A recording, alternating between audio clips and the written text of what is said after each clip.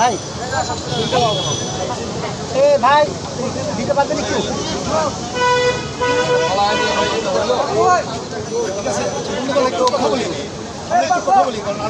হ্যাঁ শুরু করেন। আপনারা আজকে আমরা দেখতে পাচ্ছি এখানে সারাদিন অপেক্ষা করছেন, তার মানে আমরা এটা বুঝি যে অন্তর্বর্তীকালীন সরকার দায়িত্ব পালন করছে, তারা দেশ ও জাতির প্রতি কী দায়িত্ব পালন করছে এবং আমাদের সাথে কী আলাপ হলো সেটা শোনার জন্য আমরাও এই প্রায় 1.5 মাসেরও বেশি সময় পর ওনাদের আমন্ত্রণ পেয়ে আমরা আজকে এসেছিলাম বাম গণতান্ত্রিক জোটের পক্ষ থেকে। এখানে আমাদের বাম গণতান্ত্রিক জোটের সমন্বয়ক বাসদ মার্ক্সবাদীর সমন্বয়ক কমরেড মাসুদ রানা তিনি ছিলেন। ওই সভায় আমাদের 9 সদস্যের যে প্রতিনিধি, সেখানে বাংলাদেশের কমিউনিস্ট পার্টির সভাপতি মোহাম্মদ শাহ আলম, আমি সাধারণ সম্পাদক রুবিন হোসেন প্রিন্স, আমাদের সাবেক সভাপতি মজুর ইসলাম সেলিম ছিলেন। এখানে ছিলেন বাসদের সহকারী সাধারণ সম্পাদক রাজিবুজ্জামান রতন, উপদেষ্টা কমরেড খালিকুজ্জামান, উপস্থিত ছিলেন বিপ্লবী কমিউনিস্ট লীগের ইকবাল কবির জাহিদ সাধারণ সম্পাদক, উপস্থিত ছিলেন গণতান্ত্রিক বিপ্লবী পার্টির সাধারণ সম্পাদক মোশরেফা মিশু, উপস্থিত ছিলেন বাংলাদেশের সমাজতান্ত্রিক পার্টির নির্বাহী সভাপতি আব্দুল আলী।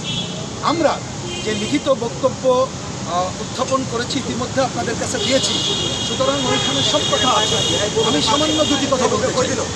প্রথমত, আমরা এই অন্তর্বর্তীকালীন সরকারকে বলেছি মনে রাখা দরকার, আগে যে সরকার ছিল তাকে গণঅভ্যুত্থানের মধ্য দিয়ে বিদায় করা হয়েছে এই কারণে তারা জনগণকে উদ্বুদ্ধ করে রেখেছিল দেশটা কিভাবে চলবে, কোথায় থাকবে এবং কি করেছিল জানেন। আমরা বলেছি এই সরকার যেন জনগণকে এ ধরনের উদ্বিগ্ন না করে, কিন্তু ইতিমধ্যে 2 মাসে আমরা দেখতে পেলাম জিনিসপত্রের দাম ভয়াবহ, আইন শৃঙ্খলা পরিস্থিতির অবনতির কোনো রোধ হয়। আমরা বলেছি এটাকে প্রথমে জরুরি কর্তব্য হিসাবে নিতে হবে, কারণ জনগণ যদি আশাহত হয় তাহলে কোনো ভালো কাজ বা সংস্কারের কথা জনগণ এ ব্যাপারে ভূমিকা নিতে হবে। আমরা বলেছি আইন শৃঙ্খলা পরিস্থিতি এখনও স্বাভাবিক হয়নি। আমাদের শ্রমিকরা যারা এতদিন কথা বলতে পারেনি, তারা জাতীয় ন্যূনতম তাদের নিজের মজুরি দাবি করে, তারা মালিকের নিষ্পেষণ বন্ধ চায়, তাদের যারা ছাঁটাই হয়েছে কাজ চায়, বকেয়া বেতন চায়, এটা দিয়েই সমাধান করতে হবে। আমরা বলেছি কেন আমাদের দেশের ধর্মীয় এবং আদিবাসী সংখ্যালঘুরা তারা নিরাপত্তাহীনতায় থাকবে, এইটা ঠিক না।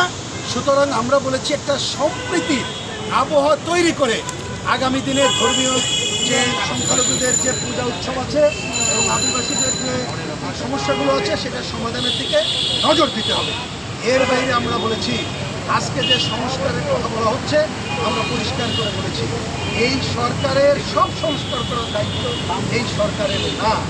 বিভিন্ন যে সংস্কারের 6টি কমিটি করেছে, আমরা ধন্যবাদ জানাই। এর মধ্যে প্রধান হবে নির্বাচন ব্যবস্থার সংস্কার, এবং সেটা আজকে থেকেই রাজনৈতিক দল সহ বিভিন্ন দলের সাথে ব্যক্তিবর্গের সাথে কথা বলে পূর্ণাঙ্গ সংস্কার করে একটা নির্বাচন কবে হবে এই রেডমার্ক ঘোষণা।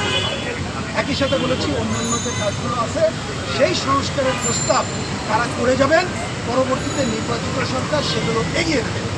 এর বাইরে আমরা তাদেরকে দৃষ্টি আকর্ষণ করেছি এই সরকারের এমন কোনো কাজ করা উচিত হবে না যা মানুষের কাছে প্রশ্নবিদ্ধ থাকে।